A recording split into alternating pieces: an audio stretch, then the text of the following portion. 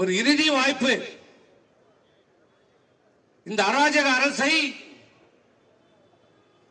வீட்டுக்கு அனுப்புவது மட்டுமல்ல, வீட்டுக்கு அனுப்பக்கூடாது, சிறைக்கு அனுப்ப வேண்டும். இந்த ஆட்சியாளர்களை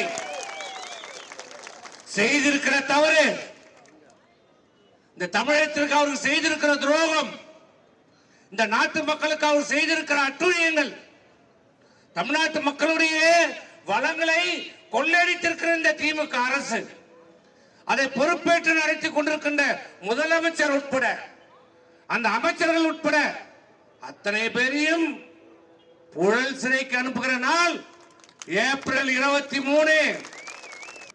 இல்ல இதை கேட்டா உடனே இந்த தமிழ்நாட்டுடைய உள்துறை செயலாளர், முதல்ல அவர் இந்த பிஜேபி காரனுக்கு சொல்லி அந்த உள்துறை செயலாளர் கொஞ்சம் மாற்ற சொல்லுங்க.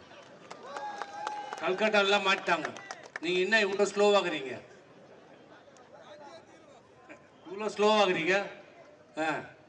உள்துறை செயலாளர் பேட்டி கொடுக்கிறார். இந்த சம்பவத்திலே போதை பழக்க தமிழகத்திலே நடமாட்டம் இருக்கிறது என்பதை பற்றி பேசாதீர்கள், அதை பற்றி விவாதிக்காதீர்கள். ஏண்டா முன்னோம் அதை பத்தி பேசாம எதெல்லாம் பத்தி பேசுவாங்க?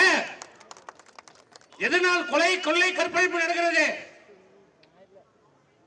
கஞ்சா போதை, அதை பற்றி விவாதிக்க வேண்டாம் என்று சொல்கிறார் ஒரு உள்துறை செயலாளர். அப்ப என்ன அர்த்தம்?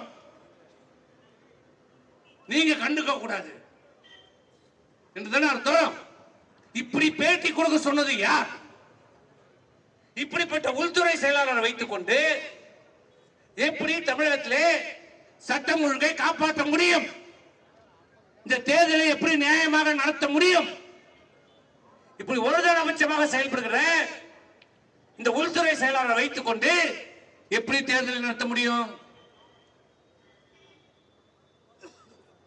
இப்படிப்பட்ட ஒருதலைபட்சமாக செயல்படுகிற இப்படிப்பட்ட அதிகாரிகளை தேர்தல் ஆணையம் நடவடிக்கை எடுக்க வேண்டும். சொன்னார் கனவு காணும், அவர் சொல்றார் அப்துல் கலாம் கனவு காணும் சொன்னார்.